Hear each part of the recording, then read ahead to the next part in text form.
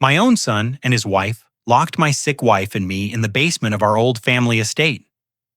They screamed. "This house is ours now, sitting in the damp darkness," I whispered to Sarah. "Quiet. They do not know what is hiding behind that wall." When they finally left, I moved a loose brick and showed my wife the secret I had kept for 43 years, the truth about who I really am. A truth capable of destroying everything they think they know about our family. Hello, dear listeners. Thank you for joining me today. Before I begin my story, I would appreciate it if you subscribed to the channel Burn Revenge and told me in the comments which city or country you're listening from. It always excites me to know how far our stories travel. Enjoy the listening. I woke up at 5:30 in the morning just as I have done for over 40 years. I did not need to look at the clock. My body already knows the time. Outside, the silence still had that thickness of the early morning. From the downtown square below, the tolling of the bell tower broke the stillness, followed by the beating of pigeon wings on the old tile roof. I opened the window. The air of the historic district came in fresh, mixed with the sweet smell of jasmine climbing the balcony railing. The sky was beginning to lighten, and the wind brought with it the murmur of leaves from the orange tree in the patio. I heard the engine of a bicycle, and then the sharp thud of the newspaper against the front steps. The Morning Gazette, like every day. I picked it up and left it next to the teapot on the wooden table that is older than my own son. I crossed the long hallway of old parquet, where the floorboards creak, as if remembering every step we took in this house. On the wall, the photo of my wedding with Sarah hung crooked. The gold frame had already lost its shine. I straightened it, carefully caressing the foggy glass. In the living room, I lit the oil lamp that rests next to the small altar. I always have the feeling that as long as the flame is alive, so is the house. Then I went to the kitchen. The sound of the gas, lighting, the smell of toasted bread, the soft boiling of water. Everything was part of my routine of the small world I can still control. I cut the bread, beat the eggs, and prepared Sarah's breakfast like every morning. Before serving, I opened the medicine box that Dr. Jens Evans gave me and counted the pills one by one with the precision of a watchmaker. From upstairs, I heard footsteps, thin heels hitting the hallway floor. It was Linda. She always got up later, but today her walk sounded determined, almost impatient. A strong smell of expensive perfume began to fill the house. Too much for a morning. I put the breakfast tray on the table and looked toward the window. Sarah was already awake, sitting in her armchair by the white curtain wrapped in her wool shawl. Her skin was pale but serene, reflecting the soft light of dawn. When she saw me, she smiled weakly. "Good morning, my love," I said, approaching her. I gave her the first spoonful of warm oatmeal and then a sip of tea. She squeezed my hand, and that small pressure was worth more than any word. I opened the door so fresh air could enter. The scent of orange blossoms filled the room again. Then I heard the noise of a car engine. A gray Audi stopped in front of the iron gate. The sound of the door closing, the hurried steps, the voice of my son Daniel speaking loudly on the phone. "Yes, tell Jason to close the deal before Monday." "No, the risk does not matter. I want it signed." His tone was the same as always, impatient, authoritative. I went out to the porch. He hung up the call just before seeing me. He greeted me with a brief gesture and then leaned in to kiss his mother. He barely grazed her cheek. "Mom, you look better today," he said, with that voice of someone speaking without out really looking. Linda came down the stairs at that moment, still in a silk robe. She had a cup of coffee in her hand and an expression of impatience painted on her face. "David," she called me from the hallway using my first name instead of Dad. "The Wi-Fi is not working again." "Can you check it?" I did not answer. I limited myself to nodding. I left the tray on the counter and went to the small office in the back where I keep my tools. The router was blinking weakly. I restarted it, And while I waited for the lights to turn back on, I heard Daniel and Linda laughing in the living room talking about a dinner at a fancy downtown restaurant. I returned to the living room. Sarah had fallen asleep. Her breathing was calm. Linda, on the other hand, had taken the opportunity to remove the lace tablecloth from the table and replace it with a modern beige one that did not match anything else in the house. "It looks fresher this way, more current," she commented without looking at me. I just nodded and picked up the old tablecloth, folding it carefully, as if it still held some of the smell of happy days. At noon, Daniel arrived with takeout boxes. He did not want me to cook. "Dad, do not bother preparing anything anymore. This is more practical, and Mom needs to rest." I limited myself to serving the plates. I did not even taste a bite. While they ate, they talked about projects, about money, about investments in Chicago, and the house sounded foreign, as if they had left me out of their language. After lunch, I washed the dishes in silence. The warm water and soap were the only things that still obeyed me. In the afternoon, I went out to the garden. The sun fell softly on the branches of the orange tree. I watered the plants, I pruned the roses. I cut a few to place in the vase in Sarah's room. She has always liked roses. When I returned, she was drowsy with a slight smile. Linda was talking on a video call showing her mother her new house under renovation. "Look, Mom, this will be my kitchen. And here the dining room. It is an antique gem, just like this house," she said between laughs. From her armchair, Sarah listened without saying a word. Her eyes were tired but tender, following the movement of the screen like someone looking at something far away. When the call ended, she looked at me and smiled with that sweetness that has not left her yet. "Do you want some tea, my love?" I asked her. She shook her head. I tucked her legs in and stayed there a moment, observing how the afternoon light filtered through the curtains, painting the room with a golden tone. At nightfall, I went down to the basement to look for a can of paint. I wanted to repair the hallway window. I turned on the old neon bulb. The air was cold and damp, and the smell of wood and dust made me cough. There were still the bottles of wine from Grandpa Ernest covered in cobwebs. I ran my hand over one of them and read his name engraved on the label. Ernest Miller, 1978. I stood looking at the weak reflection of the light on the glass. The house kept his history, but the echo of new steps had changed it.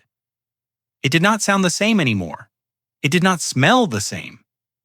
I turned off the light and went up the stairs slowly. Before closing the door, I looked once more at the dark basement and said almost without a voice, "This house still breathes, but no longer with our breath." I stood there a moment, hearing only the ticking of the grandfather clock in the hall. Then I returned to Sarah's room. She slept peacefully, and the lamp next to her bed cast a warm light on her face. I sat next to her, took her hand, and thought that although the world insisted on moving forward without looking back, I still belonged to this house, to its silence, to the good ghosts that still inhabit it. And so my day ended just like so many others, with a heart full of love and a sadness that does not go away, but that I have learned to accept. Like someone who learns to live with the constant sound of an old house that little by little is emptying of voices. That day dawned with a fine rain, almost invisible, the kind that seems to float in the air rather than fall. I woke up before dawn. The sound of water gently hitting the windows was hypnotic. I stayed lying down for a few seconds, looking at the ceiling, listening to the wind pushing the orange tree branches against the glass. The air was humid and cold. The room smelled of old wood and medicine. I turned on the small lamp on the nightstand. The yellow light barely illuminated the wedding portrait hanging in front of the bed. I sat up slowly, put on my shoes and coat, and went out into the hallway. The floorboards creaked under my feet. That familiar sound that in other times would have made me smile, but now only reminded me that the house was filling with foreign steps. Passing by Daniel's room, the door was open. Inside, the blue glow of a screen flickered in the darkness. The sound of a female voice came from the phone speaker.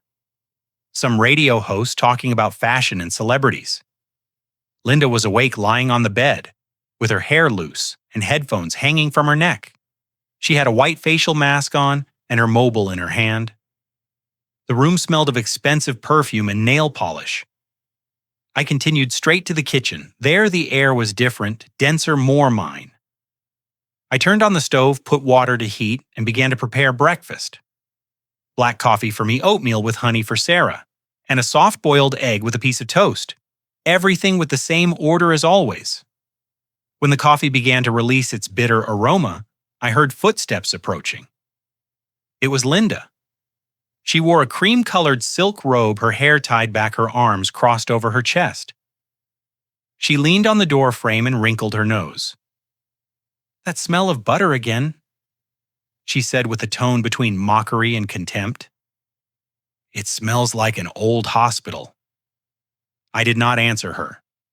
I just flipped the egg with the spatula and let the sound of the oil cover the silence.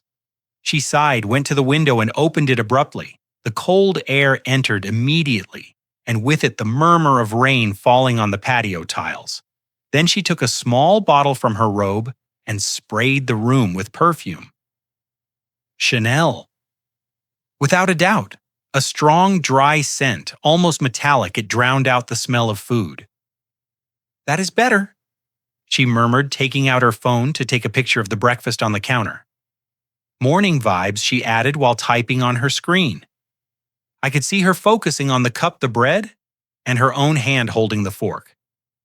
She took 3 photos, changed a filter, and uploaded it to her social media, smiling alone in front of the microwave reflection. At that moment, Daniel entered, already dressed for work. His white shirt perfectly ironed, his new watch shining under the light. "Dad, are you taking care of the garden today?" he asked without looking directly at me. "I called a gardener, but he canceled." "Do not worry," I answered. "I will handle it."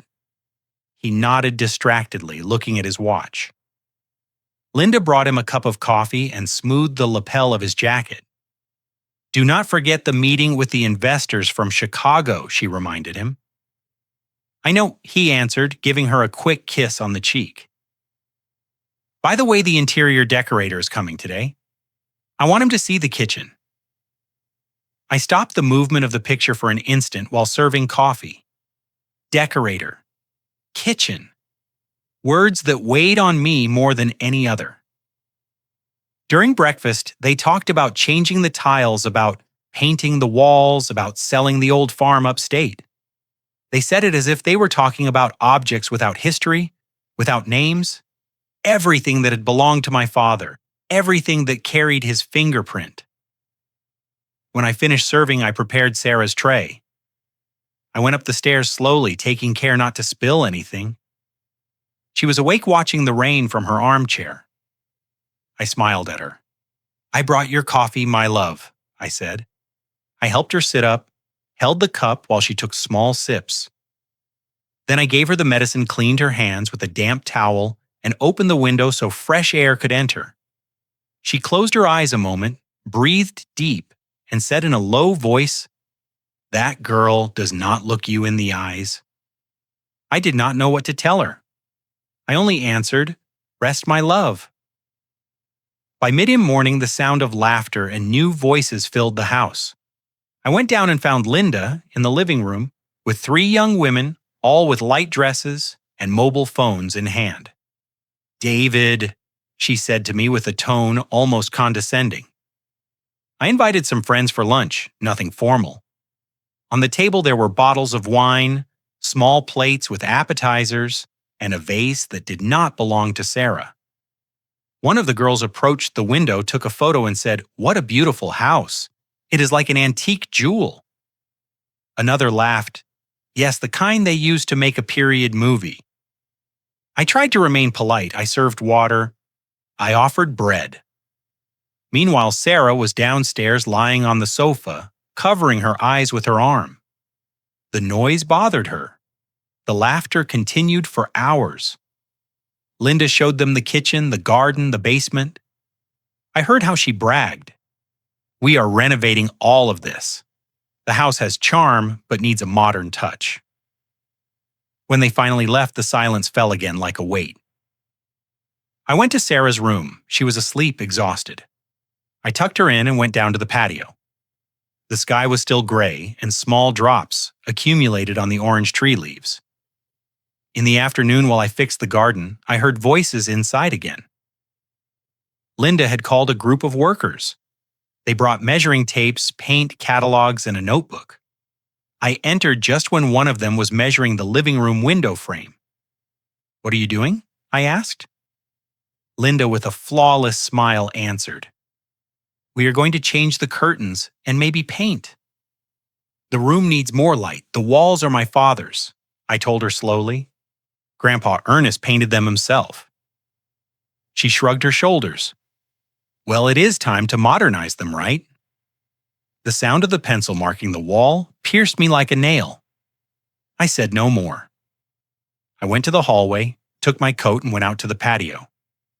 I stood in the rain for a few minutes watching the water slide down the tiles. When I returned, the men had already left. The living room smelled of fresh dust and perfume. That night, Daniel came back with a bottle of expensive red wine. "Dad," he told me with a tense smile, "I will bring you a special vintage next time. I want to celebrate that the house will soon look brand new." I did not answer. I limited myself to sitting by the window. Outside, the drops hit the blinds. Inside, their laughter filled the dining room. I looked at the reflection of the wine in the glass and thought of my father, of how every brick of this house had been raised with his hands. Every crack had a story. Every point stain was a memory. And now all that was being erased layer by layer, as if memory could also be painted over. When I got up to turn off the hallway lights, I heard voices. They came from their room. The door was barely ajar. I stood still, not wanting to listen. But the words slipped out anyway. "Your father is a good man," Linda said in a whisper, loaded with irony. "But he lives in another century. You will not notice when he is gone." The silence that followed was worse than any scream. I took a step back, closed my eyes a moment, and felt something inside me slowly turning off like a candle that consumes itself without noise. I went back to my room. Sarah slept. Her breathing paused, her face calm. I sat next to her and caressed her shoulder. "Tomorrow I will make your coffee earlier," I told her, although I knew she did not hear me. I held her hand between mine. Outside, the church clock struck 12 bells. Each one resonated like an echo inside my chest. I looked toward the window. The rain continued falling, constant, silent, erasing the traces of the day. And then I knew starting tomorrow, nothing would ever be the same again. Saturday dawned clear and warm with a friendly sun filtering through the dining room curtains. I got up early as always. The air smelled of damp earth after the rain of the night before. From the window I heard the song of sparrows and the distant rumble of an engine starting on the street. For an instant, the house seemed quiet, as if nothing was about to happen. While I prepared Sarah's tea, I heard Daniel's voice in the patio. He was talking on the phone, his tone firm, almost authoritarian. "Yes, tell Richard to close the deal today." "No, I do not care about the price. I want it signed before Monday." His voice was the same one he used when he was a child and demanded a new toy. Only now he wore a suit and an expensive watch. I stood observing him from the window. He was wearing a white shirt, perfectly ironed with the sleeves rolled up and the shine of the watch reflecting the sun. He walked from one side to the other with a mobile on his ear, gesturing with his free hand. On his face, there was no trace left of the boy who one day played barefoot under this very orange tree. Linda appeared behind him, moving the garden dining table. She spread out a beige tablecloth, the kind that looks taken from a magazine. Seeing it, I realized she had put away Sarah's lace tablecloth, the one we used since we got married. "It matches the new walls better." she told Daniel while adjusting the corners of the tablecloth. I kept preparing the tea, but something inside me hardened. When Sarah began to wake up, I went to help her. I adjusted the pillows, put the tray on her legs, and caressed her hair. She smiled weakly. "Is it sunny?" she asked. "Yes, my love. A clean sun, the kind that deceives," I answered her.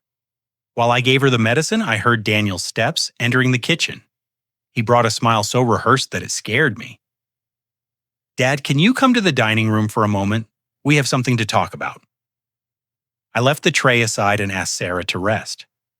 I went down the stairs slowly with a heavy heart without knowing why. The dining room was brighter than usual. The open windows let in the breeze, which made the new curtains wave.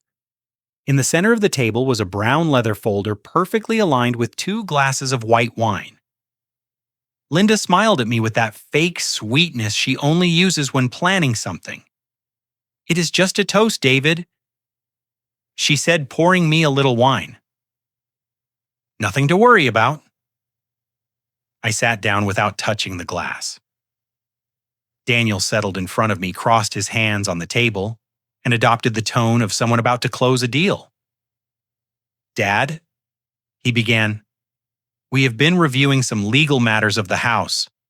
He opened the folder carefully, as if revealing a delicate secret. He took out several documents with red stamps and signatures I did not recognize. On the first sheet, I read "Transfer of Property, Miller Family Residence." "We do not want problems when the time comes," he continued. "If you sign this, everything will be easier for everyone." I looked up. "And what time is that exactly?" Daniel avoided my gaze. Linda intervened, immediately resting her hand on the papers. "It is just a formality. This way we avoid taxes, complicated inheritances, lawyers. You know how bureaucracy is." "I know," I said slowly. "But I do not understand why such a rush." Why Daniel answered with contained impatience. "This house needs a clear direction." "You're tired, Dad. We can take care of it." "I am not tired," I answered him. "Just old, which is not the same." Linda let out a brief, uncomfortable laugh. "Oh, David, do not take it that way. It is for your own good. We want you and Sarah to be calm." Then I saw the pen placed right on top of the papers. The detail froze my blood. Everything was already planned. Sign toast, smile for the photo, and then disappear. I put my hand on the folder without opening it. "No," I said. The silence that followed was thick, as if the air had stopped. "What do you mean, no?" Linda asked, frowning. "We just want to help you. I'm not signing anything. This house is still mine." Daniel leaned his elbows on the table, leaning towards me. "Dad, we live here. We pay bills. We take care of Mom. It is logical." "You live under my roof," I answered him, "and I take care of my wife, just as I have always done." He leaned back in the chair, took a deep breath, and tapped the edge of the table with his fingers. "Be reasonable. Mom needs professional attention. I already found a place at Oakwood Senior, living on the outskirts of the city. It is a good place." For a second, I did not understand. "What are you saying?" Linda quickly added. "A center with doctors 24 hours a day, gardens, private rooms. You could visit her on weekends." I stared at her. The wine in her glass reflected the sunlight like an open wound.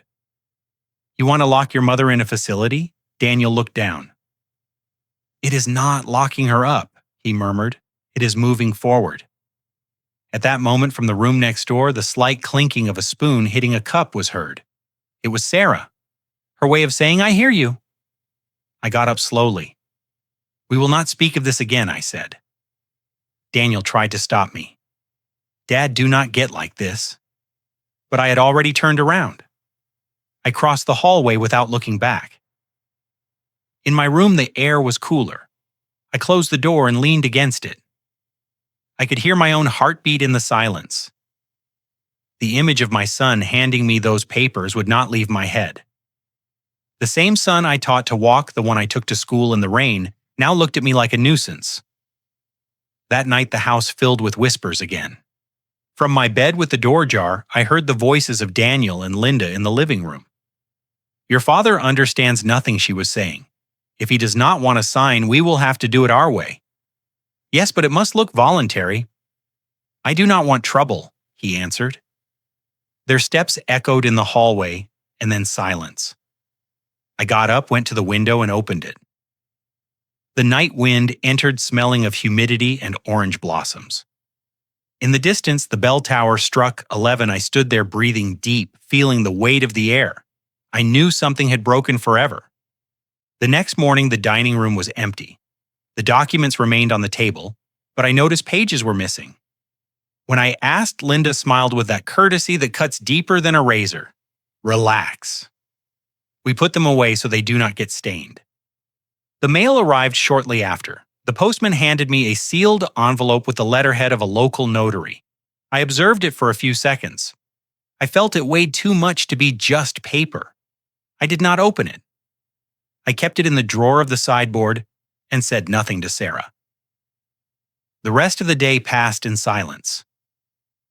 I did my usual chores, watering plants, washing dishes, adjusting the living room clock. Everything with an apparent calm that barely hid the storm inside. At night, when I turned off the hallway lights, I noticed a faint glow coming from the office. I approached in silence. The door was ajar.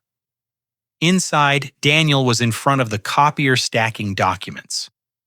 Linda reviewed the sheets against the light, comparing signatures on her computer screen. "This one does not look alike," she said. "Make it identical." "No one will notice," he answered. I stood still, breathing slowly, with my hand resting on the doorframe. I felt the cold of the wood under my fingers. I did not want to enter. I did not want to interrupt them. I wanted to see them as they were without masks. When they finished, they turned off the light and went up the stairs laughing as if nothing happened. I stayed there alone in the dark. The hallway lamp cast a long shadow of me on the floor. I looked at my hands. They were trembling, but not from fear. I closed my eyes. In the distance, the living room clock struck midnight. Each chime sounded louder than the last. My house seemed to be watching me. And for the first time in 40 years, I had the certainty that the danger did not come from outside, but from inside. From that moment, I swore one thing. If they had started a game, I would be the first to learn the rules. The sun entered violently that morning, filtering through the curtains like knives of light. The house was too silent. Not the radio, not the ticking of the clock, not even the song of the birds in the patio, only the slow hum of the ceiling fan spinning lazily over the living room. Linda left early. She wore dark glasses and a purse hanging from her arm. Before closing the door, she said, without looking at me, "I'm going to buy flowers to decorate. This house needs life." She did not wait for an answer. The slam sounded hollow, and then the echo of her heels was lost down the street. I prepared Sarah's breakfast in silence. Soft eggs toast the herbal tea that relieved her cough. I helped her up, adjusted the shawl over her shoulders, and took her to the porch. The air was hot, loaded with the smell of orange blossoms. She closed her eyes a moment, enjoying the sun on her skin. "It is hot," she murmured. "Too much." I answered, fanning her with an old newspaper. When I returned to the kitchen, I found Daniel leaning on the doorframe. He had a cup of coffee in his hand, his face tense, sleeves rolled up to the elbows. He watched me with that mixture of condescension and annoyance that I found unbearable. "Dad," he said with a low but firm voice, "we have to talk again, and this time I want you to listen to me." I did not answer. I kept cleaning the table. The sound of the rag on the wood was my only response. Daniel took a step inside, placed the cup with force on the counter. Some coffee spilled and stained the tablecloth. "You cannot keep living in the past," he added. "Mom needs care that you cannot give her." I breathed slowly without looking up. "You already said that yesterday," I murmured. He let out an impatient sigh, and in his look there was something new, darker. "Come," he said suddenly. "Come down with me. I want to show you something." "What is happening?" I asked, although his tone admitted no answer. Before I could say anything else, he took me by the arm with force. His hand was firm, hard, and I felt how he pushed me toward the basement stairs. Daniel let me go. I tried to break free, but his grip only got stronger. "Just go down," he insisted. "It is important." We went down the wooden steps. The air became colder with each step, more humid. The smell of mold hit me like an ancient memory. The bulbs hung unlit, swaying slightly. When we reached the bottom, I took a step toward the wall to look for the switch. But before reaching it, Daniel pushed me hard. I tripped over a box and fell to the floor. The noise echoed in the low ceiling. "Daniel!" I screamed, trying to sit up. The door slammed shut. Then, the metallic sound of the bolt, turning a dry, definitive click. I pounded the wood with my fists. "Daniel, open up. Listen to me." From the other side, his voice descended, calm, almost indifferent. "This house is ours now, Dad. Rest a little." The steps moved away, and then silence. My heart was beating hard. The darkness was dense, sharp.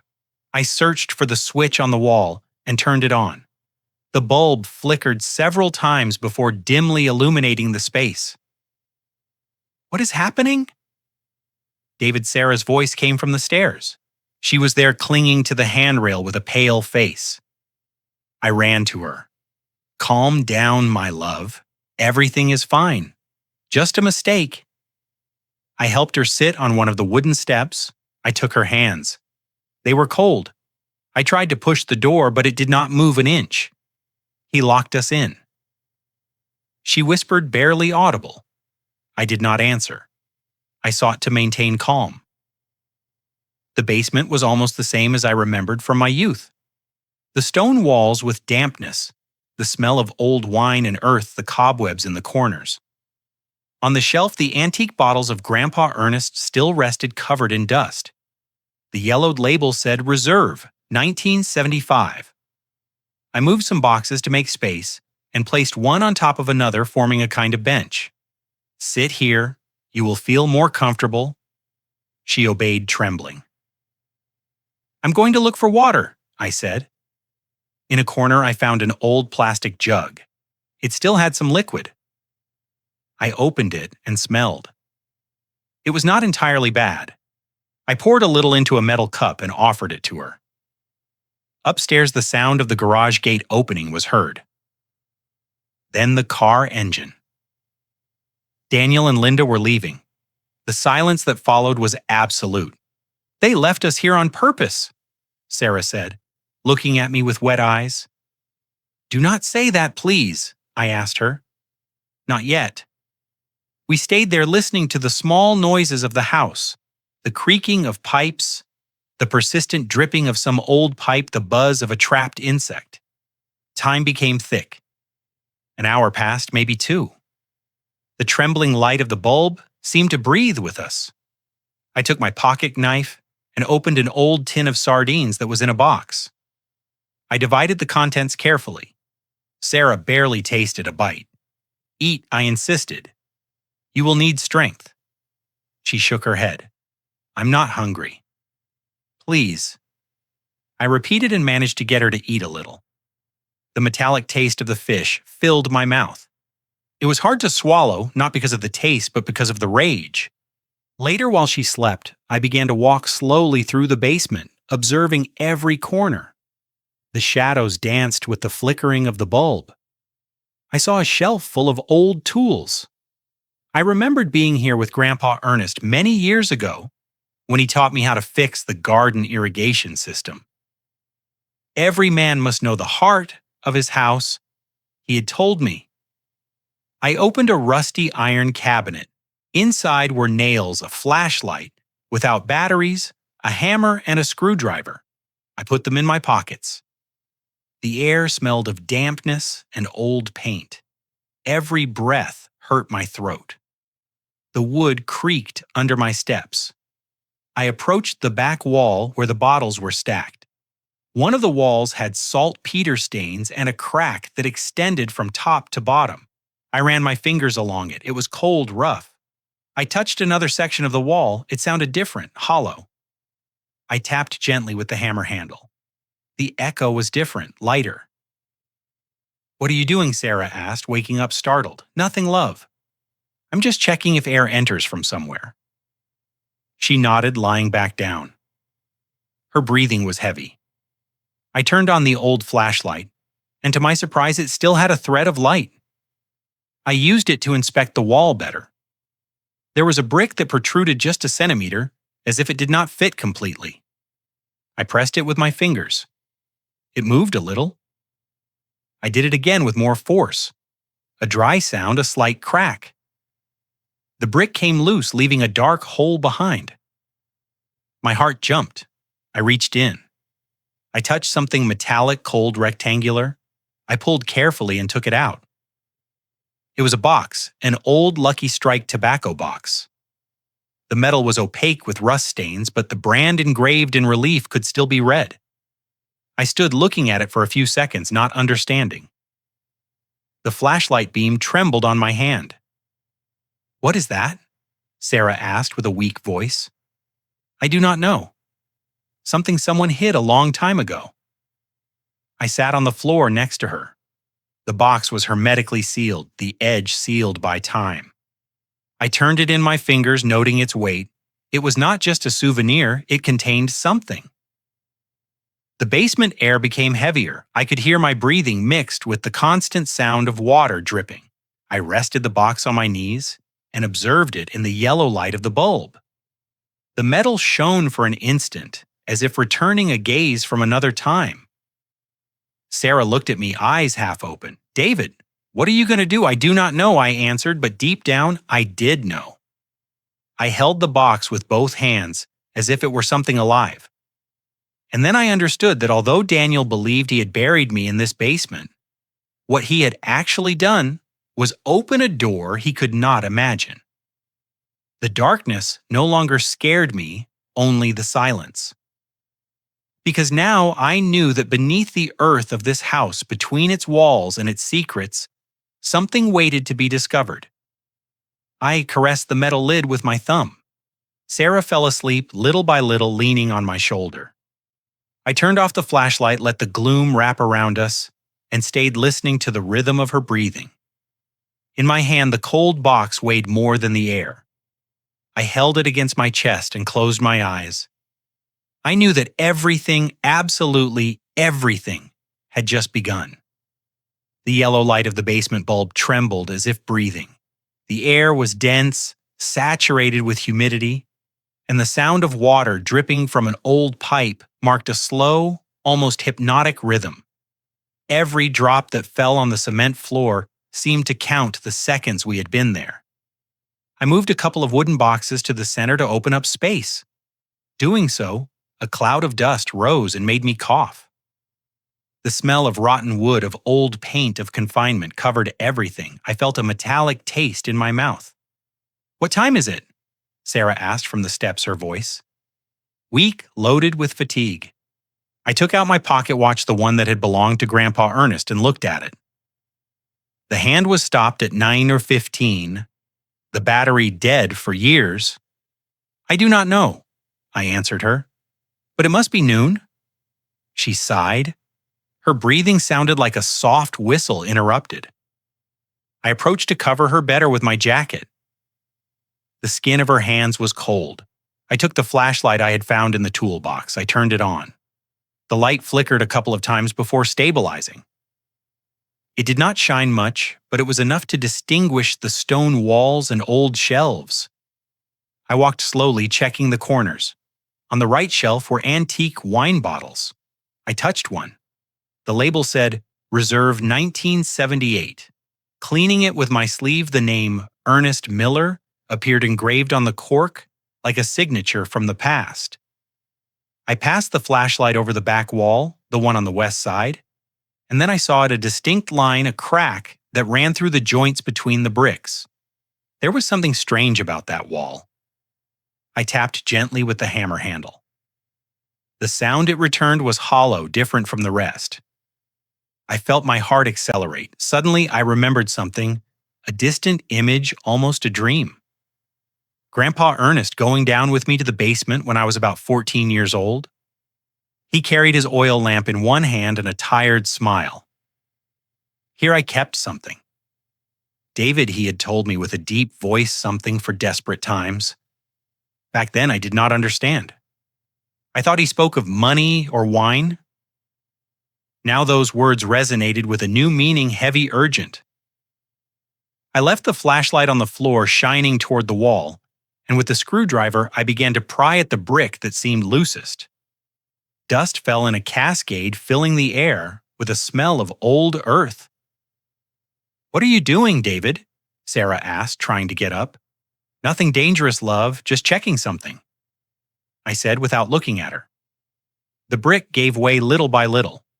I heard a slight creak, and then a dry sound. Crack. The piece moved barely a centimeter. I tried again with more force. Finally, the brick slid outward, revealing a dark hole the size of a hand. The air that came out of there smelled of metal and old paper. I put my fingers in carefully.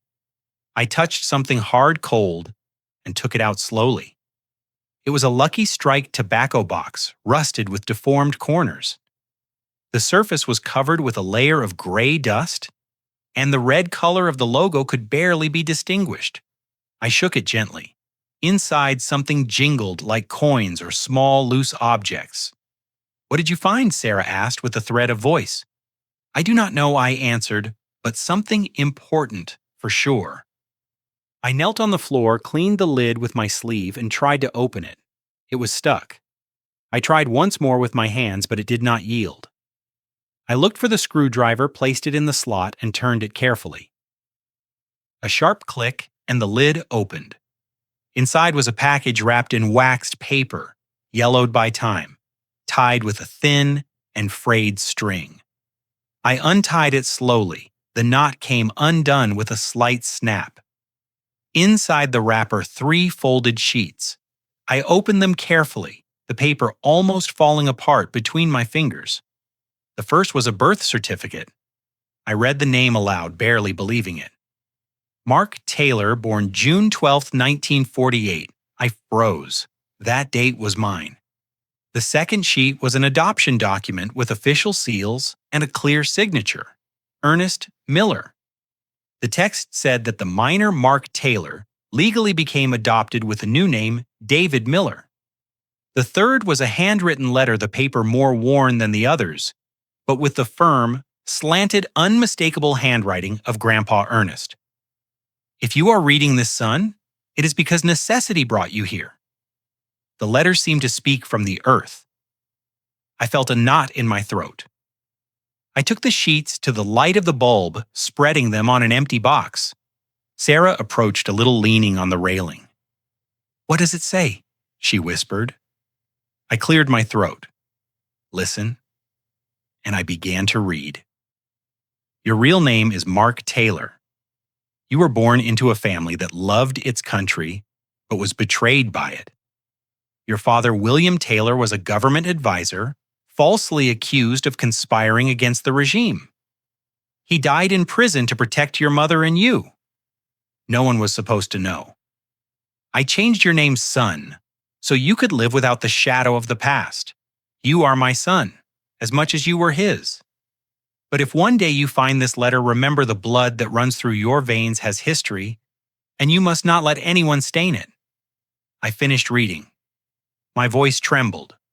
The echo of my words bounced off the damp walls. Sarah was crying. "Your father, the real one?" she asked. I nodded slowly.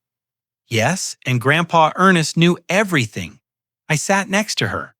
The metal box rested in my hands, cold as stone. I looked at it and felt that inside there was something more than papers. There was an invisible weight, that of a story buried for decades. I ran my fingers over the faded letters of Lucky Strike and thought of Grandpa Nest hiding this alone in the same basement, perhaps with the fear of being discovered. Silence took over the place again. Only the constant dripping of the pipe was heard, marking a time that seemed not to advance. Suddenly, a noise upstairs, a dry thud like a door closing. I stood up instinctively. "Did you hear that?" I asked. Sarah nodded, alarmed. "Yes." I turned off the flashlight and we were left in gloom. I listened attentively. Light steps, or maybe the wind. I was not sure. Outside, a car passed on the street, its engine moving away amidst the heat's hum. I approached the stairs, observing the slit of light coming from under the door. It did not move. No human sound, only the distant echo of the neighborhood muffled by the thick walls. "Maybe it was the wind," I murmured. I returned to Sarah. I saw her weak, exhausted. I put the jacket over her shoulders and arranged it better. I kept the documents in the box carefully and closed it. The metallic sound of the lid snapping shut made me shiver. I stood looking at her for a long while, with my thumb brushing the rusty edge. That small box contained not only a family secret, but also a truth that could destroy whoever thought they had control. I felt a strange calm. I was no longer the same man who had gone down to that basement by accident. I looked up toward the closed door. I thought of Daniel and Linda up there, believing their father was finished defeated. They did not know that in the bowels of the house between the walls, they despised. I had just found something that could change everything. I took Sarah's hand. "There is something he does not know. Love. Something that can change everything," I whispered to her. She looked at me with tired tenderness, not fully understanding. I turned off the light. Only the thin strip of clarity filtering under the door remained. The box shone for an instant in my lap, reflecting that thread of light. The sound of dripping continued, marking time, slow, relentless. And so under the earth of the Miller house, with the truth in my hands, I knew that my family's story, the true one, was just beginning to resurface from the loose bricks of the past. Time stopped having shape in that basement. I did not know if it was day or night. The light of the bulb flickered every so often, and when it went out, the silence became so thick that I could hear the beating of my own heart. There was no clock, no sun rays, nor the distant sound of church bells, only the incessant dripping of the rusty pipe and Sarah's weak breathing. I stayed next to her, sitting on the floor, caressing her hair. Every time she breathed, her chest rose and fell with difficulty.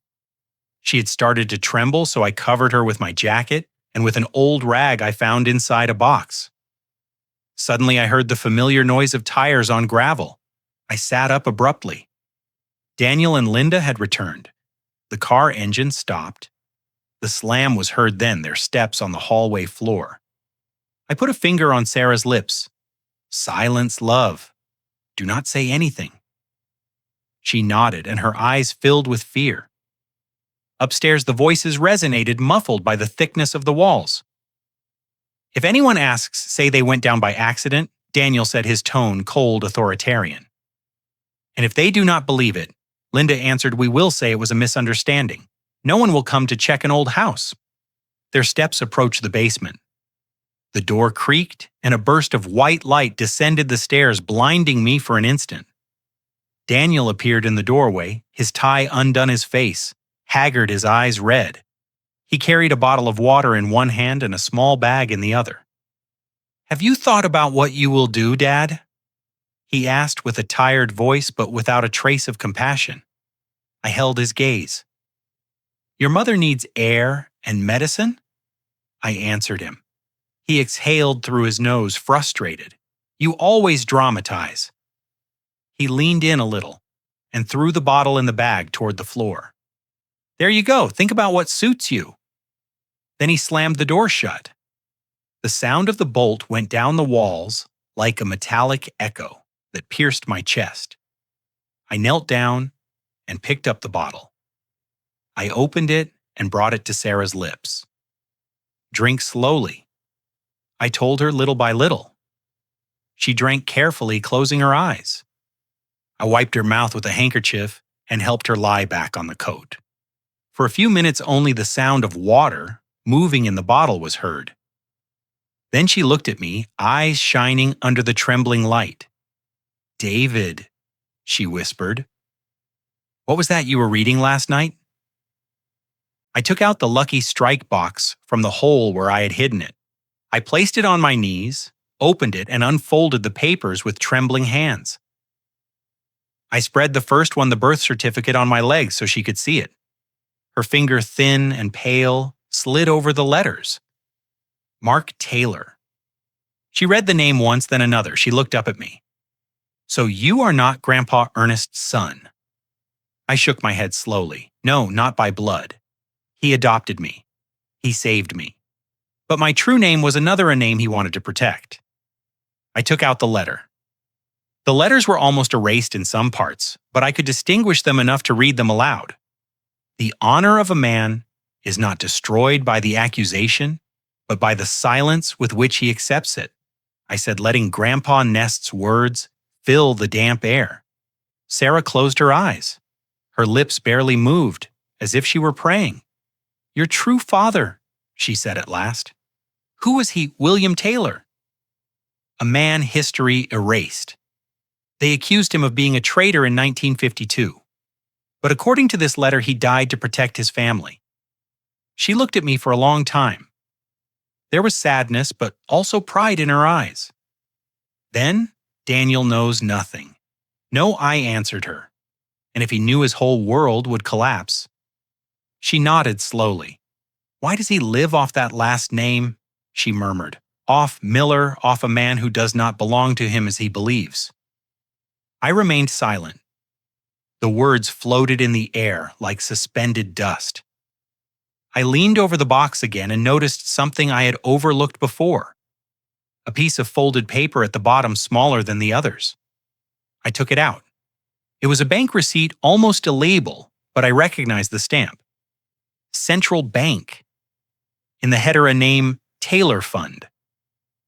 The document indicated that the account was in the name of William Taylor, with inheritance rights transferred to his direct descendant, Mark Taylor Miller. I stared at those words again and again.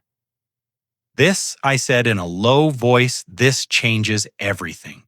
Sarah watched me, not fully understanding. "What is it a proof?" I explained to her. "Grandpa Ernest kept this secret to protect me and to protect the inheritance my father left." She squeezed my hand.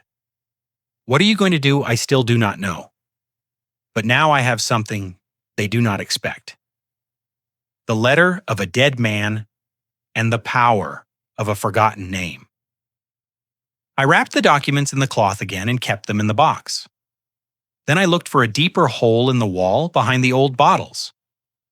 I took out 2 loose bricks and hid the box inside, covering it with dust and wood. "If they try to come down again, they must not see it," I said. Sarah nodded. Her breathing began to get shorter, as if the air cost her more. She coughed several times. I knelt next to her, rubbed her back, and gave her a little water. "Calm down, my love. Hold on a little longer." The ceiling bulb began to flicker and finally went out. Darkness fell suddenly, dense, absolute. "Do not move." I told her, groping among the boxes until I found the toolbox. I touched a small power outlet on the wall with my fingers. I unscrewed the cover, peeled the cables with the knife, and joined them with a piece of old electrical tape. A spark, a snap, and the bulb turned on again, weak but constant. The basement recovered its yellowish light, and the reflection made the sweat on Sarah's forehead shine. Suddenly, the sound of the lock vibrated above our heads. Someone was trying to open the door. "Daniel," I shouted. Silence. The noise of metal ceased. Steps, then nothing. I stared at the door. Breath held. I felt a chill run through my entire body. Several seconds passed until the sound of footsteps faded. "They are going to come back," I said almost without a voice. Sarah looked at me with eyes full of fear. "What are you going to do when they do?" "I will make them let me speak," I answered. "Speak about what? About who I really am, about what I carry in my veins." She took my hand tightly as if trying to anchor me to reality. Be careful, David. Oh, Mark. I do not know what to call you now. I smiled slightly, although I felt the knot in my throat. Call me as always. The name does not change, says the love Sarah, but it can change destiny. I helped her get up. We walked slowly to the stairs. We stayed on the last step looking up. Through the crack under the door, a thin line of light extended over the stone floor. The air was still. I squeezed the box inside my jacket, making sure it was well hidden. The cold metal against my chest gave me back a sensation I thought forgotten. That of having a purpose? I looked toward the door, toward that small strip of light. I no longer felt fear. I felt calm. Calm, and a determination that burned in my blood. Because for the first time in my entire life, I knew who I was. Not David Miller, not the old, weak father his son locked up.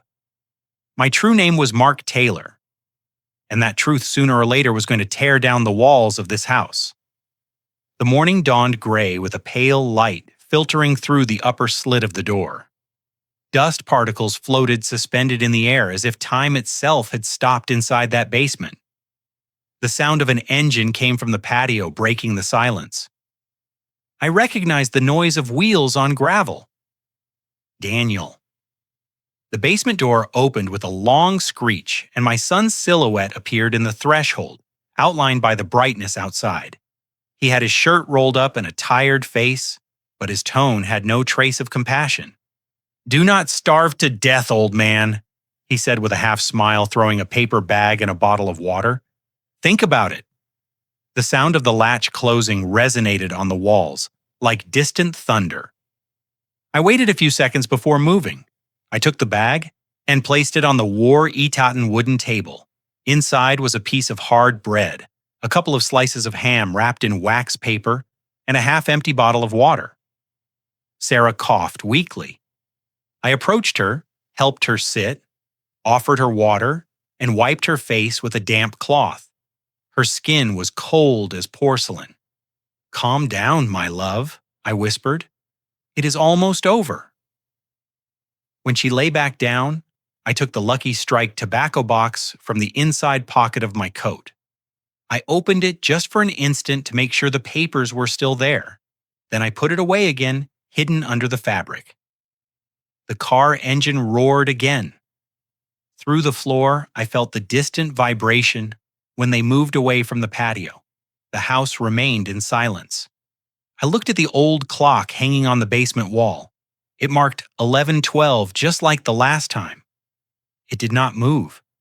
It seemed like a cruel irony to me. Time advanced upstairs, but down here it was stopped.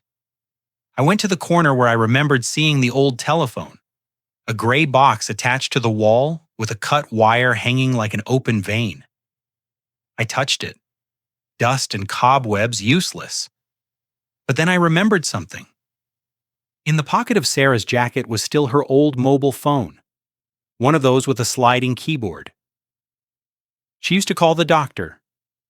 I took it out carefully. The device was covered in dust, but still had some life. I pressed the power button. The screen flickered. One battery bar, weak but enough. I slid the keyboard and opened the contacts. Only 3 numbers saved. Dr. Evans Daniel and Robert Vance. The name Vance lit a memory. The lawyer who had worked with me years ago when I defended a family plot before the city council. A correct, discreet man, someone I could still trust. I waited for Sarah to fall asleep. Her breathing became slower. Paused. Then I went up 2 steps looking for a point where the signal was stronger. I lifted the phone toward the slit of light under the door. 1 bar of coverage. Only 1, but it was enough. I dialed Robert Vance's number. 1, 2, 3 rings, and then a female voice. Young professional, Vance Law Firm. "Good morning?" I remained silent a few seconds before speaking, controlling the tremor in my voice. "This is David Miller," I said in a low voice. "Tell Mr. Vance I need to see him today. Matter of inheritance and fraud. Mr. Vance has an open appointment at 4 in the afternoon. She answered without hesitation. Confirmed. I whispered and hung up before she could ask more questions. I turned off the screen, covering it with my palm to prevent the device's light from filtering under the door. I turned to Sarah, who was still sleeping. I knelt beside her. This afternoon we will get out of here, I promised her in a low voice. I swear to you. During the following hours, I dedicated myself to reviewing the plan in my head again and again. The phone had little battery. I had to use it only at the precise moment. I took out the box and checked that the papers were complete: the certificate, the letter, the bank document. I wrapped them in a clean handkerchief and kept them inside my coat. The air became heavier as the day advanced. Heat rose from the floor, mixed with the smell of dampness. Sarah slept intermittently, waking every so often with the start. Around 3 in the afternoon, the sound of the car broke the silence again. The squeak of the gate, the slam of doors, the basement lock moved. Daniel appeared again in the entrance with the same hard expression. "Did you change your mind, Dad?" he asked, going down a couple of steps. I feigned weakness, leaning against the wall. "Your mother needs to see the doctor," I said with a tired voice. "If she does not get out to the air, she will not make it." From upstairs, Linda's voice resonated with impatience. "Let him go for a while. Just have him sign." Daniel hesitated a moment. Then he nodded. "I will let you out," he said, opening the bolt. "But no nonsense. 1 hour." I went up the steps, slowly helping Sarah. Every step made the wood creak. When the door opened completely, the daylight hit us in the eyes. I felt the fresh air on my face, and for an instant, I felt dizzy. Daniel observed every movement slowly. "We are in no hurry," he said with that tone of false calm. We entered the living room. The smell of Linda's perfume floated in the air, mixed with that of recent dust. I went to the bedroom and took a clean jacket from the closet. I put the metal box in the inside pocket, making sure it remained hidden. Daniel followed me with his gaze. "Call the doctor from my phone," he ordered. "I want to hear it." I nodded. I took his mobile and dialed the number I remembered by heart. When they answered on the other side, I spoke with a paused voice, as if asking for a medical consultation. "Doctor, I need an urgent appointment. I will bring my wife's documents." On the other side, Robert Vance's firm voice answered without hesitation. "I will see you at 4 main office." I hung up. "It is done," I said. "The doctor is waiting for us." Daniel checked his watch. 1 hour. He repeated, lips tense. "And do not try anything, Dad." I nodded without arguing, carefully. I helped Sarah go out. The main door was open. The afternoon sun fell on the patio, illuminating the orange tree leaves. A breath of wind brought the scent of jasmine from the fence. For an instant, everything seemed normal, almost beautiful. We crossed the threshold. My knees trembled from tension, but I did not stop. As soon as we reached the corner of St. Raphael Street, I raised my hand. A yellow taxi braked with a slight screech. I opened the door, helped Sarah sit, and gave the address in a low voice to the driver. "The Vance Building, Main Street." The man nodded, started the engine. Daniel stayed at the door of the house, watching us. He did not move. He said nothing. He just raised a finger and looked at his watch, as if reminding me of the time limit. 1 hour, Dad, not a minute more. I nodded and closed the taxi door. The vehicle started slowly advancing through the narrow streets of the neighborhood. Inside, the air smelled of gasoline and old leather. Sarah looked at me, face pale, but with a spark of hope. "Where are we going?" she asked. "To see the doctor," I said first, and then added in a lower voice. "To someone who can help us." She squeezed my hand tightly. Outside, the city extended under the golden light of the afternoon. balconies with hanging clothes, children playing on the sidewalks, the sound of a street vendor in the distance. Everything seemed so normal that it hurt to think about what we were leaving behind. While the taxi turned toward Main Avenue, I discreetly took out the Lucky Strike box from my pocket and looked at it for a second. The cold metal returned a weak reflection, almost imperceptible. I held it on my knees and thought of Grandpa Ernest, of William Taylor, of the two men who in some way had built me. I'd spent my life believing that the secrets of the past were buried forever. But now I knew that truth is not buried. It only waits. The taxi driver turned on the radio. An old song played, the kind Sarah used to hum while cooking. She recognized it and smiled barely with dry lips. "Years since I heard it," she murmured. I also smiled. For the first time in a long time, I felt destiny giving me a second chance. While the sun reflected on the downtown buildings, the taxi continued its way. The city advanced around us indifferent. But in my chest something woke up, a mixture of calm and resolution. I squeezed Sarah's hand, looked forward, and knew with absolute certainty that that call made from the darkness of a basement had changed everything. Freedom finally had a shape, and it was taking me straight to it. It was 3:50 in the afternoon when the taxi stopped in front of the stone building. On the facade, a bronze plaque reflected the sunset sun. Vance and Associates Attorneys at Law. The shine blinded me for a second. I felt that every step I took getting out of the car weighed double. I helped Sarah descend. The driver looked at us through the rearview mirror, curious but asked nothing. I paid the fare, closed the door, and we headed toward the entrance. The hallway floor was covered with antique tiles, and every step we took resonated with a soft echo, almost solemn. Inside, the smell of waxed wood and old paper hit me immediately.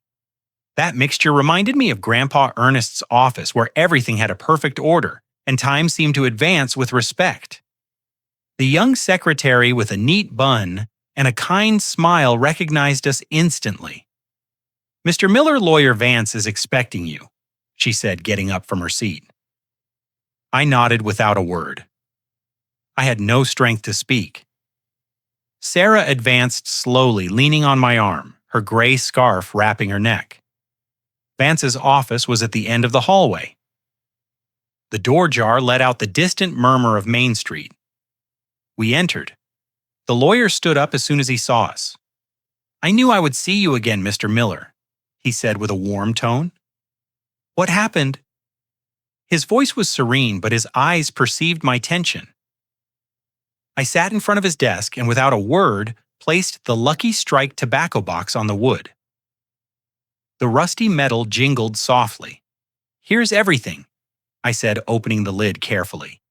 Inside the papers I had guarded for decades, the birth certificate with the name Mark Taylor, the adoption certificate signed by Ernest Miller, the handwritten letter, and the bank document of the Taylor Fund. Vance adjusted his glasses, extended each sheet with precision, and examined them under the light. His expression went from curiosity to astonishment. "This," he murmured, "changes everything." He ran his fingers over the letter, read some fragments, and looked up at me.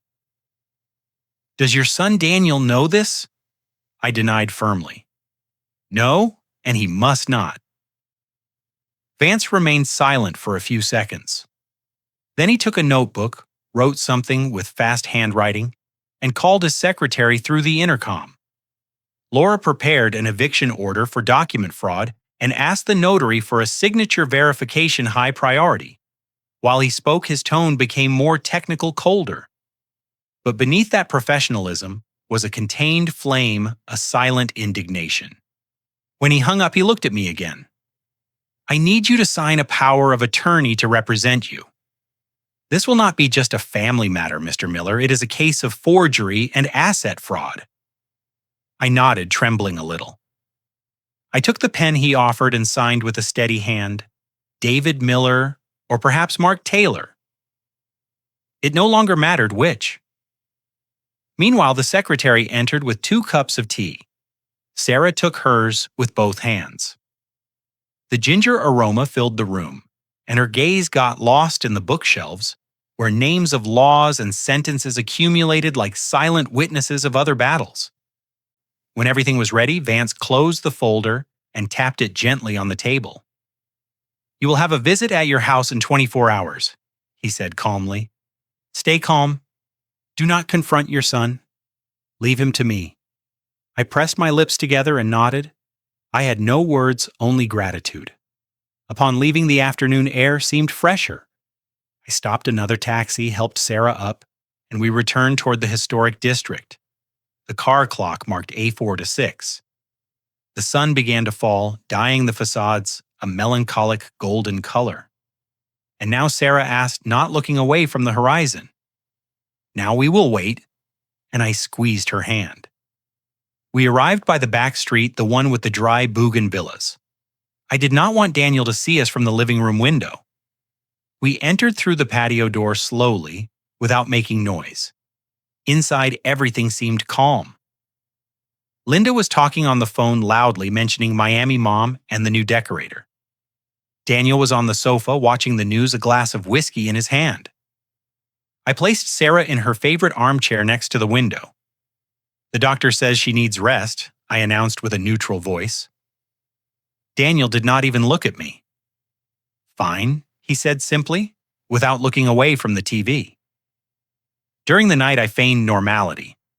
I prepared a light soup, turned off the lights early, but my head did not rest for a second. When dawn broke, the house was quieter than ever. Daniel left early in his gray suit, and Linda spent the morning surfing on her tablet, suspecting nothing. At 5 to 11, the doorbell rang. I looked at Sarah. She understood without words. I went to the door and looked through the side window. A dark car was parked in front of the gate. From it, Robert Vance got down, accompanied by a young assistant with a brown leather folder. I opened the door calmly. "Come in, counselor," I said, holding the latch. Vance entered, greeted with courtesy, and his assistant followed carrying documents. From upstairs, I heard the sound of fast steps. Daniel was coming down the stairs, adjusting his tie.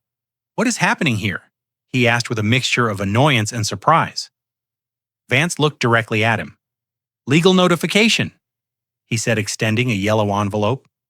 "Eviction order and complaint for document forgery." Daniel snatched the envelope from his hands and opened it with fury. His eyes moved fast from one paragraph to another. The color left his face. "Fraud." "What does this mean?" Linda appeared behind him, still in a robe with the phone in her hand. "This cannot be," she murmured. "There must be a mistake." Vance, impassive, adjusted his glasses. "The transfer you presented has the signature of a notary who died 2 years ago. Everything indicates a forgery." Furthermore, he paused, letting the tension grow. "An investigation could be opened regarding your lineage and the source of the funds you used." An icy silence filled the room. I was standing next to Sarah with my hand on her shoulder. She breathed with difficulty, but in her eyes was something resembling serenity. Daniel looked at me with a mixture of fear and rage. "You cannot do this to me. I am a miller." Vance smiled barely. "Perhaps not." He answered, "If you prefer, I can make it public tomorrow." Linda stepped back. Her hand trembled while looking for her husband's. "Daniel, let's go," she whispered. He looked at her, not knowing what to say. Then he gritted his teeth, turned around, and went up the stairs. The slam of the door resonated like a shot. Vance and his assistant collected the folders and signed a minute on the dining table. "You have 30 days to vacate the property," he said, "but honestly, I doubt they will wait that long." I shook his hand. "Thank you, counselor." He nodded with that look of someone who understands he has just witnessed the end of something bigger than a contract. "Sometimes justice arrives late, Mr. Miller, but it arrives." When they left, silence returned. A few minutes later, Daniel came out of his room with his face undone. "My clients, they will find out." He stammered, looking at nowhere. I did not answer. I walked to the window and opened the curtains. The midday light entered, warm, bathing the walls.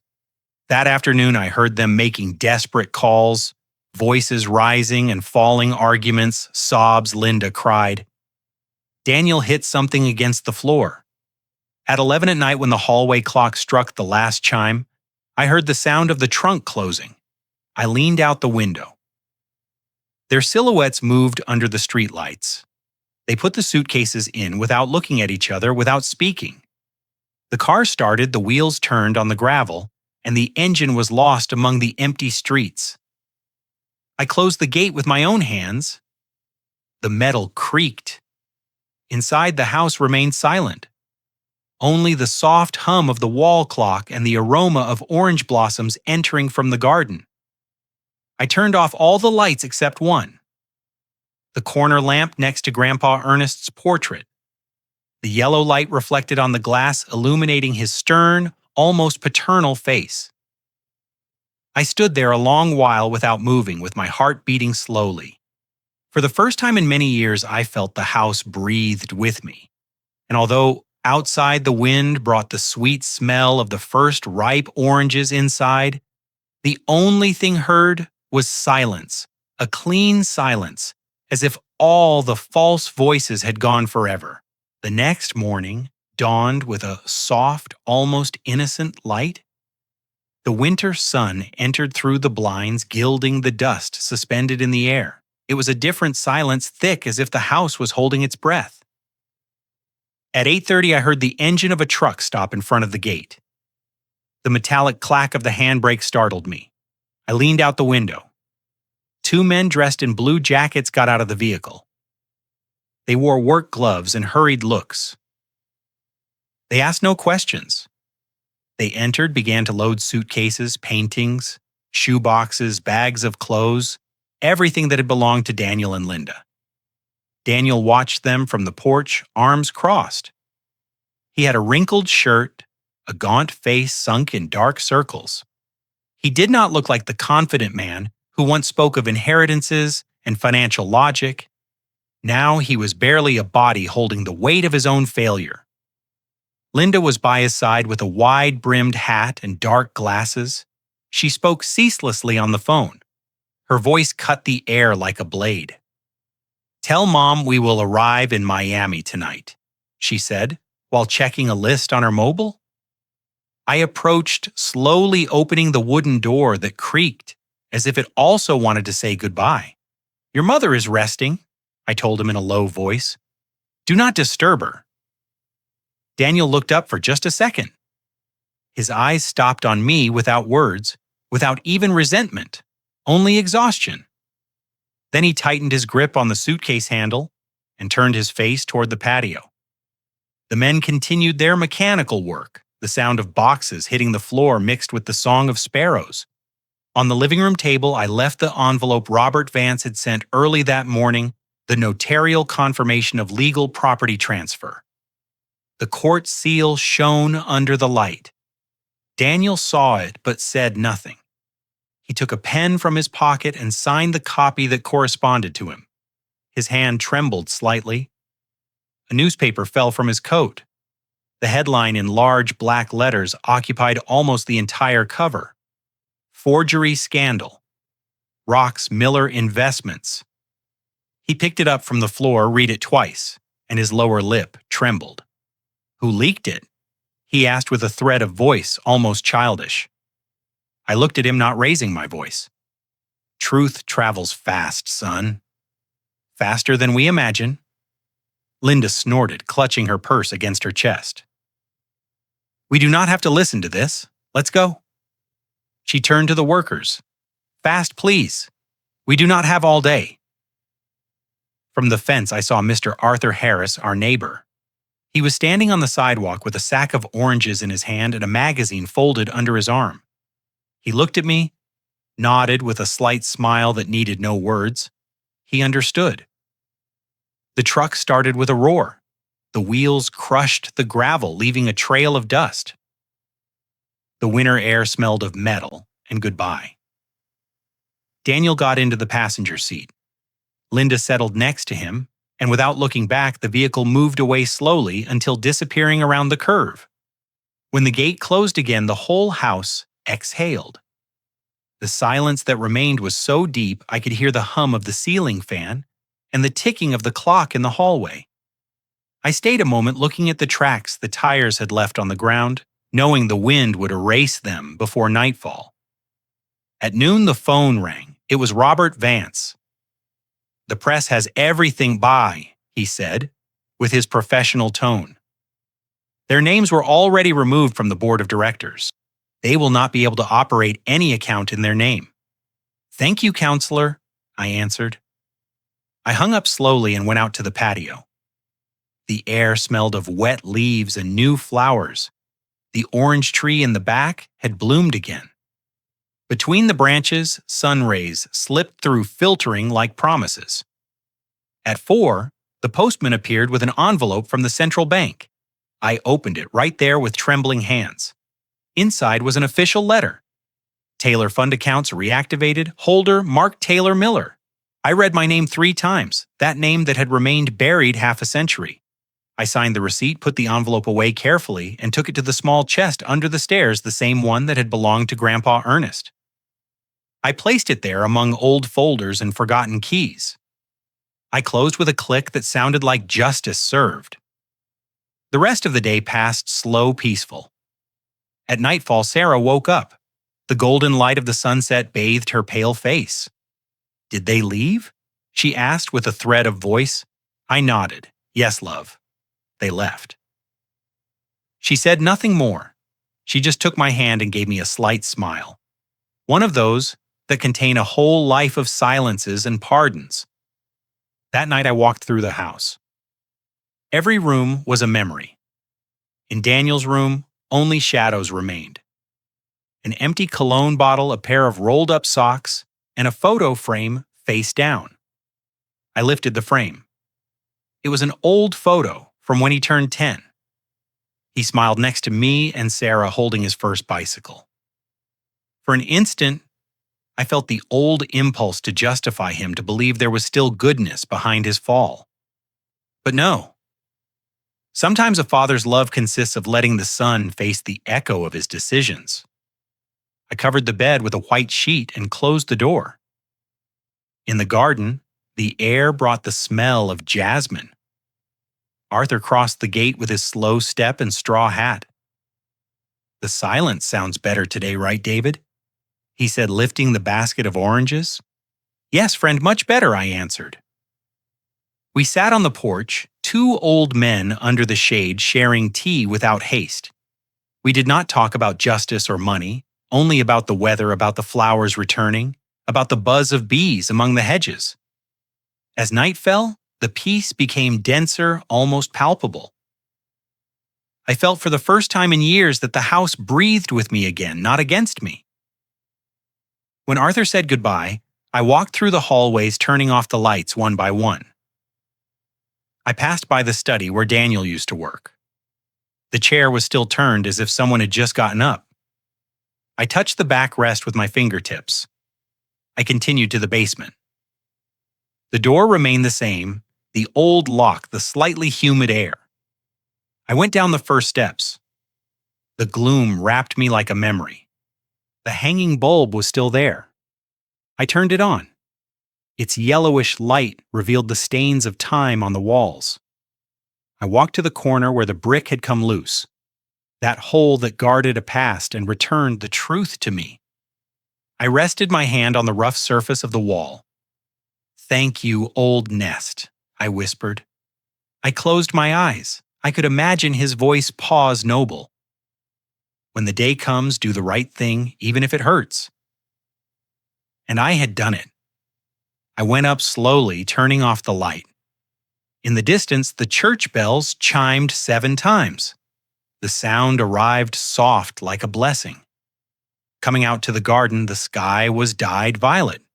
The wind moved the orange tree leaves, and the perfume of fresh blossoms filled the air. I breathed deep with a calm heart. The house was at peace. Sarah slept in the armchair blanket up to her neck with a serene face. and I, for the first time in a long time, felt that winter did not bring cold. It brought justice. It brought silence. It brought at last forgiveness. 6 months have passed since that night when the wind brought the smell of oranges and silence returned to inhabit the house. The historic district has awakened again with spring, and with it a different rumor in the streets. I wake up every day at 6 as always. Custom remains stronger than rest. I open the windows and let the warm air enter, mixed with the aroma of blossoms blooming in the patio. From the corner, the baker's heard shouting his offer and the echo of horse hooves that still pulls some delivery carts. The basement, that dark place where hopelessness locked me for days, no longer exists as such. I transformed it with my own hands. Now it is a luminous study with lightwood floors and walls freshly painted white. The oval of the small window lets in the morning light and reflects it on the shelves where I keep Grandpa Ernest's old notebooks, letters, and restored documents. Sometimes I stay there in silence, just listening to the creaking of the living house. Sarah says the place no longer breathes sadness, and she is right. She sits by the living room window wrapped in her beige wool shawl, knitting a scarf with pale blue yarn. Her skin looks pinker, and although her movements are slow, her smile has returned to have that warmth I remembered from the first years in this house. I serve her a cup of chamomile tea still steaming and place it on the small table. "Thank you, David," she says without looking up from her work. "Today it smells like spring." "Yes, love," I answer. "And peace." I sit in the wooden armchair across from her and open the newspaper. On page 3, almost hidden among economic news, a small note announces Daniel Miller and Linda Rivas sell their properties in Chicago. They disappear from the financial landscape. I make no gesture. I fold the newspaper carefully and leave it on the table. Sarah observes me in silence. I do not need to tell her anything. We both know that some stories close themselves without applause, without noise. By mid-morning, Mr. Arthur Harris arrives. His cane taps gently on the porch floor before he pokes his head through the door. "Good morning, David." Today the garden gave fruit before my knees. He jokes, lifting a basket full of red tomatoes and fresh bread. We laugh. I invite him into the new study. His eyes widen, seeing the change. "Wow," he says, looking at the walls. "This no longer looks like a basement. It looks like another place." "It is," I answer, serving 2 coffees. "Everything changes when one decides to let the light in." Arthur leaves the cane on the wall and observes the shelves. "And those notebooks Grandpa nests," I explain. "I thought I should keep them." In every page there is something of his voice, something not taught, only inherited. He smiles with understanding. We place an antique chessboard in the center of the table. The pieces are polished wood worn by years. "You start since you own the board," he says. We play several games. Sarah from her corner interrupts us every so often with a mischievous tone. "Arthur, no cheating. I know you." He raises his hands, laughing, feigning innocence. "Never, madam. I only move with strategy." The morning passes between laughter, the noise of pieces clashing, and the song of sparrows entering through the open window. At noon we go out to the garden. The sun falls soft on the new leaves of the orange tree. The air smells of sap and fresh earth. Arthur and I prune the lower branches while bees buzz around, committed to their work. On one of the high branches there's a small nest with 3 chicks barely visible. I stop to look at them. "Life always returns," I say, without looking away. Arthur nods, wiping sweat with the back of his hand. "And sometimes quieter but cleaner," he adds. We stay quiet for a while, listening to the murmur of the city in the distance. In the afternoon, the sky covers with fine clouds and it begins to rain, a calm rain, the kind that does not scare, but washes. I help Sarah close the hallway windows and we light the corner lamp. The smell of wax mixed with the aroma of rain dampening the earth enters through the cracks. The sound of drops against the roof is a lullaby. I go to the study cabinet and take out the old Lucky Strike tobacco box. I've cleaned and polished it. Now it shines with its corners still dented but dignified. I place it on the main shelf among the books. Sarah looks up from her knitting. "You still keep it?" she asks with a mixture of tenderness and curiosity. "Yes," I answer. "It is part of our history and of the truth that is not erased." She nods without stopping smiling. At 7 sharp, the hallway clock chimes. I turn on the desk lamp, take a sheet of paper, and write a single sentence. Blood can betray, but truth does not age. The ink spreads slowly. I blow to dry it, close the notebook, and keep it with the others. I go out to the porch. The rain has ceased, but the streets still shine with golden reflections from the streetlights. The historic district smells of hot-bred humidity and life that does not give up. On the corner, a group of young people plays the guitar under a bar awning. The notes rise up the street like a joyful sigh. From inside, I see Sarah through the glass, her face illuminated by the lamp. Has the serenity of someone who no longer fears anything. She smiles, and in that smile is everything I have lost and everything I still keep. Arthur passes in front of the gate, raising his hand. "Until tomorrow, old friend," he shouts between laughs. "There will be sun tomorrow." I answer.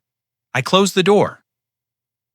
I walk through the house, turning off the lights one by one.